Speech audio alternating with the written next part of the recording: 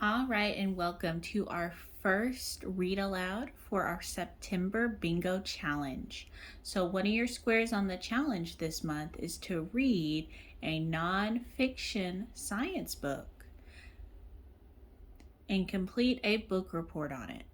I've chose one of my favorites, Who Says Women Can't Be Doctors? The Story of Elizabeth Blackwell.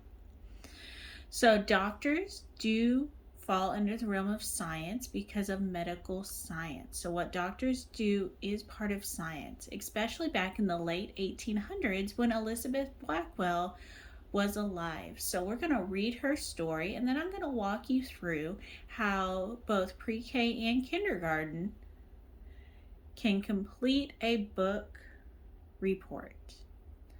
So, let's get started.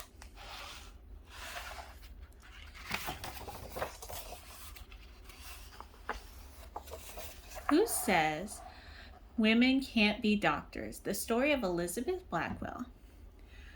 Author is Tanya Lee Stone, illustrated by Marjorie Pierceman. And then we have the dedication, who it was written for. I bet you met plenty of doctors in your life, and I bet lots of them were women.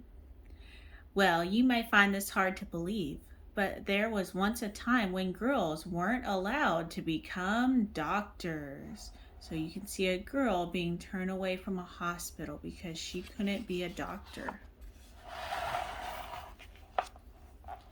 Back in the 1830s, there were lots of things girls couldn't be. Girls were only supposed to be wives and mothers, or maybe teachers and seamstresses. A seamstress is somebody who made clothes back before they had large factories. Being a doctor was definitely not an option. What do you think changed all of that? Or should I say, who?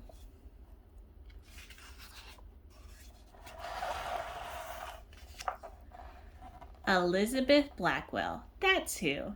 A tiny wisp of a girl who wanted to explore around every corner and who never walked away from a challenge. This girl, who had once carried her brother over her head until he backed down from a fight, a girl who tried sleeping on the hard floor with no covers just to toughen herself up.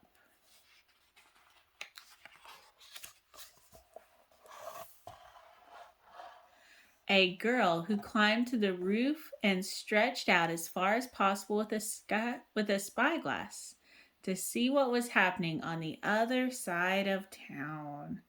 So she was always curious about the world around her. And there's the other side of town, everything she could see.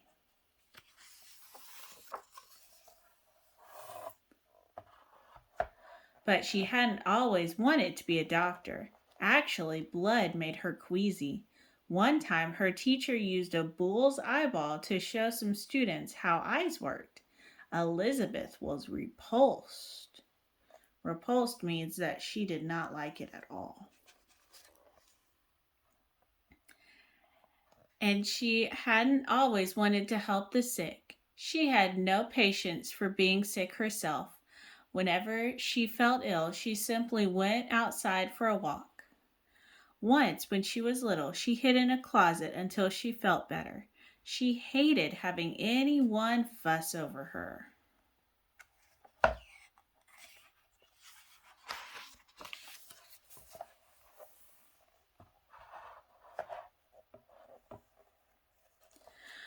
So, why did she become the first woman doctor? Because one person believed she could and told Elizabeth she was just the kind of smart, determined girl who would change the world. That person was Mary Dodson. When Elizabeth was 24, she went to visit her friend who was very ill. Mary told Elizabeth that she would have much preferred being examined by a woman. She urged Elizabeth to consider becoming a doctor. At first, Elizabeth could not believe her ears. Even if even if a girl could be a doctor, why would she want to be one? But Mary's idea gnawed at Elizabeth. A female doctor. So gnaw is kind of what a dog does to a bone. It just sits there and chews on it a little bit at a time. So this idea, it kept coming into her mind like she was chewing on it over and over. That's what gnaw means.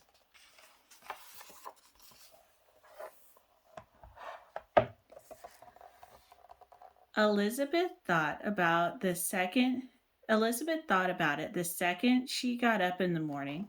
She thought about it during sewing circles. She thought about it over tea. She even dreamed about it at night.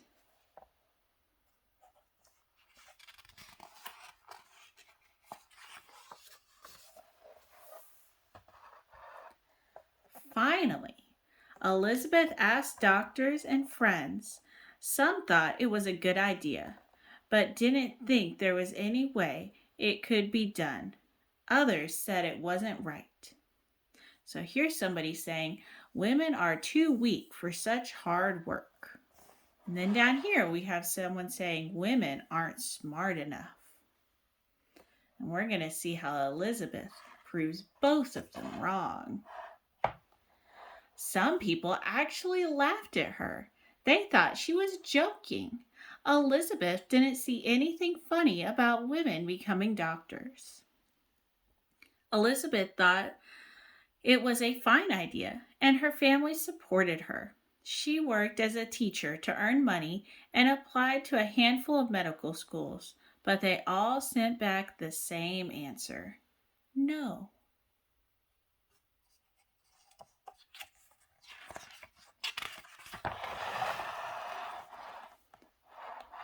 No women, no women allowed. She tried other schools. More letters arrived at her door. One by one, the answer was always the same: no, no, no, no, no. 28 no's in all. In different ways, the letters all said the same thing: women cannot be doctors. They should not be doctors.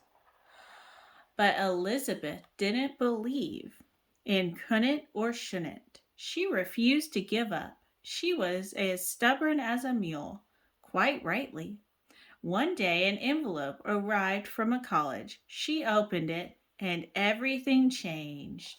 The answer was yes. And we can see how excited she is when she read her letter. The answer was yes. Elizabeth and packed her bags for Geneva Medical School in upstate New York.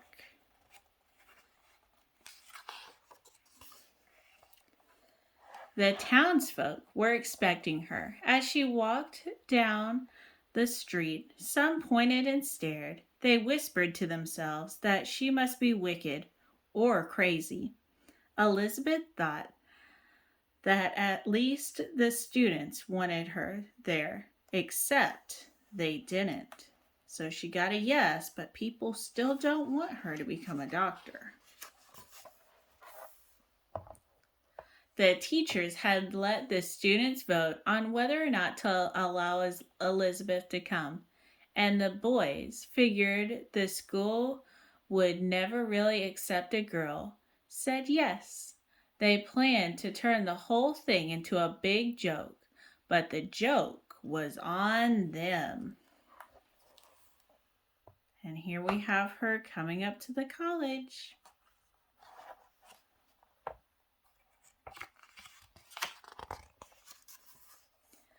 Elizabeth proved that she was as smart as any boy, and soon the boys wanted to know what Elizabeth thought about this or that. It took the townspeople longer to accept her. Some people are afraid of anything new or different. Not Elizabeth.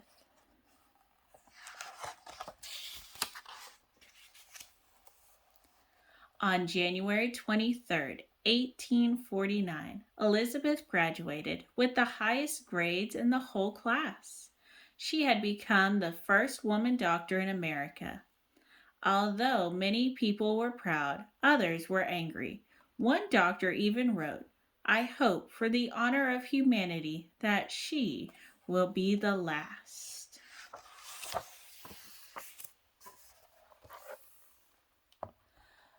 But as you know, she certainly was not. And now we have more women doctors and a clinic, or another word for hospital or doctor's office, a clinic. And then we have some notes from the author. So the author who wrote about Elizabeth wrote down some notes. They had to do some research so they knew who she was. And then they wrote down their sources. This is where they got their research. And that is the end of our first story.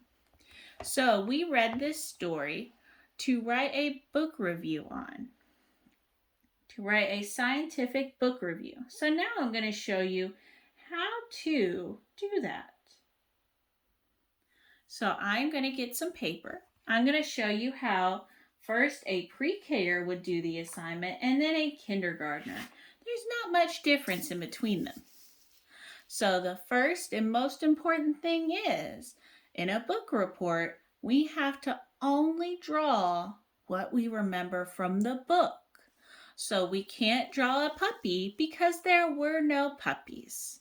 We can't draw a birthday cake because there were no birthday cakes. We had some very important details. We had Elizabeth. We had that she wanted to be a doctor, and we had that she wanted to go to school. So, as a big kindergartner, I am going to decide to draw 3 things. 3 things, again, that are from the book. So I'm going to get my crayons. Here they are. I'm going to get my crayons and I'm going to draw 3 things that were important from the book. So first off, I'm going to draw Elizabeth. So Elizabeth was the main character. So I'm going to draw a nice skirt. I'm going to draw 2 feet because of course we have feet. And then I'm going to draw some arms and a head. Now let's put some hair on that head. And Elizabeth is a long name. I might not be able to write Elizabeth, but I can definitely put an E because Elizabeth starts with an E. That way I know who I am talking about. So that is one important thing from the book. Elizabeth, the main character. Then I'm going to draw 2 more important things from the book. So a big part from the book was school. So I'm going to draw a little schoolhouse. I'm going to draw a square with a triangle for the roof. Then I'm going to write the word no because those schools sent her a lot of no's. Remember, there were 28 no's altogether. So now I have 2 important things. I'm going to add a door and some windows. Now I have 2 important things from the book. I have Elizabeth, our main character, and I have a schoolhouse and the word no because a lot of schools told her no. Those are 2 of the 3 things. Remember, as a kindergartner, I need 3 things that have to be from the story. So I think the last thing I'm going to draw is something to show that she was a doctor. So I am going to draw a Band-Aid. So a Band-Aid has those small squares in the middle and then those long sticky rectangles on the side. And then they have dots, typically on the middle square. So for my book report, I drew 3 things out of the story. I drew Elizabeth. I drew a school. And I wrote the word no because she was told no a lot. And then I drew a Band-Aid because she was a doctor and she helped people feel better. So if I am in kindergarten, that is what I am going to draw. If I am in kindergarten, I need to draw 3 important things from the book. I'm in kindergarten, I'm going to draw 3 important things from the book. If I am in pre-K, I'm not going to draw 3 things. I'm just going to draw 2. I'm going to draw 2 things from the book. So my 2 things I'm going to draw from the book, if I was in pre-K, I might still draw Elizabeth because she was pretty important. Without Elizabeth, there would have been no book. And notice that my drawing isn't the best. All that matters is that I followed the rules and I tried. I'm not drawing about my dog. I'm not drawing about my weekend.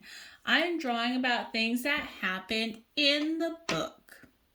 So I drew Elizabeth. And now I'm going to draw a schoolhouse. But this time I'm going to write the word yes. Because remember, it only took one school to say yes to make her a doctor. It only took one school that said yes to make her a doctor. And that is how you do a book report as a kindergartner and pre-K-er. So remember, as if you're in pre-K, you only need to draw 2 things that are from the story. And if you are in kindergarten, you need to draw 3 things that are from the story. And that is how you do it. I can't wait to see everyone's drawings at the end of the month when you complete all of your bingo squares. Bye, guys.